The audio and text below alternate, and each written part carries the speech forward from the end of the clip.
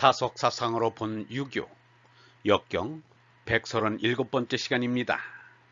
오늘은 수지시의라는 제목으로 말씀드리겠습니다.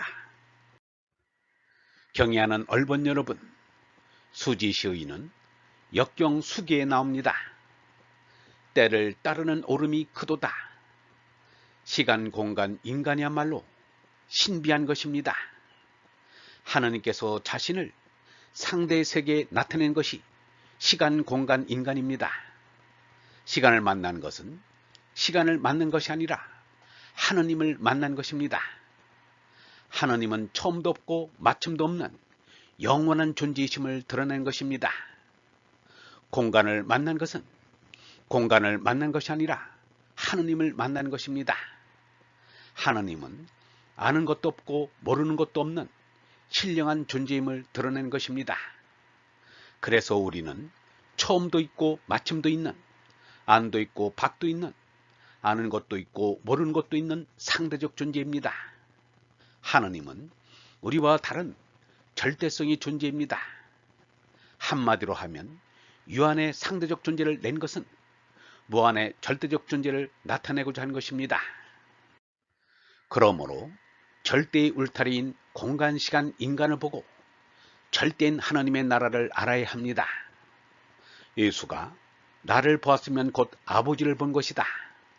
그런데도 아버지를 뵙게 해달라니 무슨 말이냐고 한 것은 인간을 통해서 하느님을 만난 것을 밝힌 것입니다. 하나님은 만유보다 크시다고 한 것은 공간을 통해서 하느님을 만난 것입니다.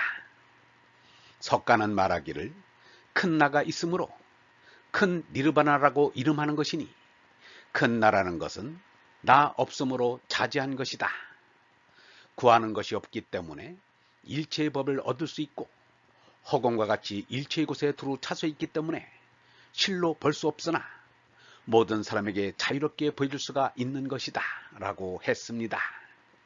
이는 석가가 인간과 공간을 통해서 하느님을 만난 것을 보여주는 말입니다.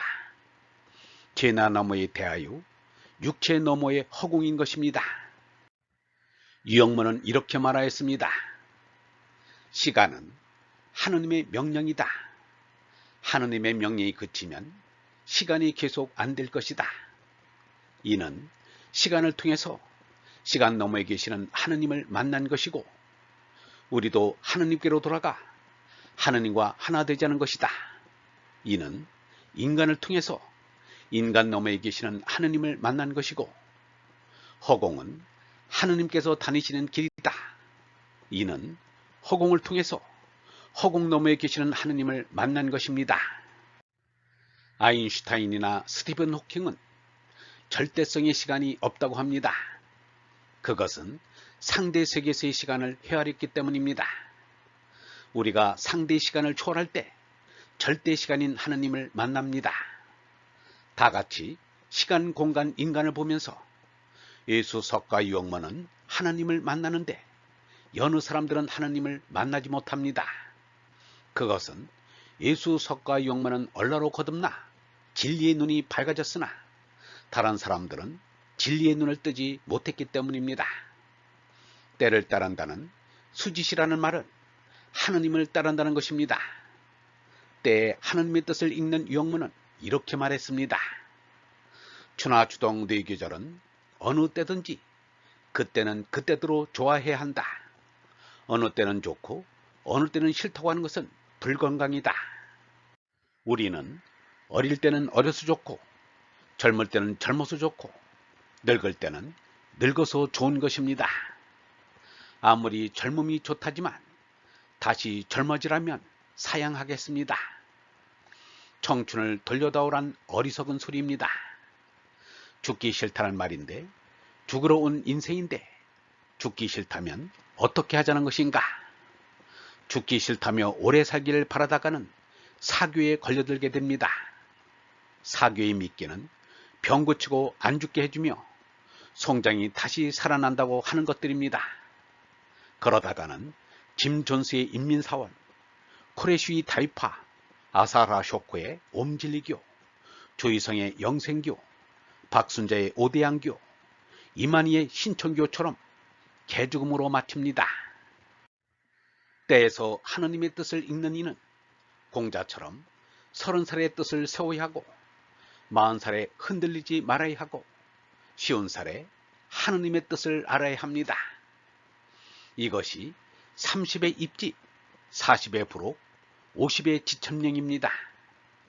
이것은 공자 혼자서 이렇게 했다는 말이 아닙니다.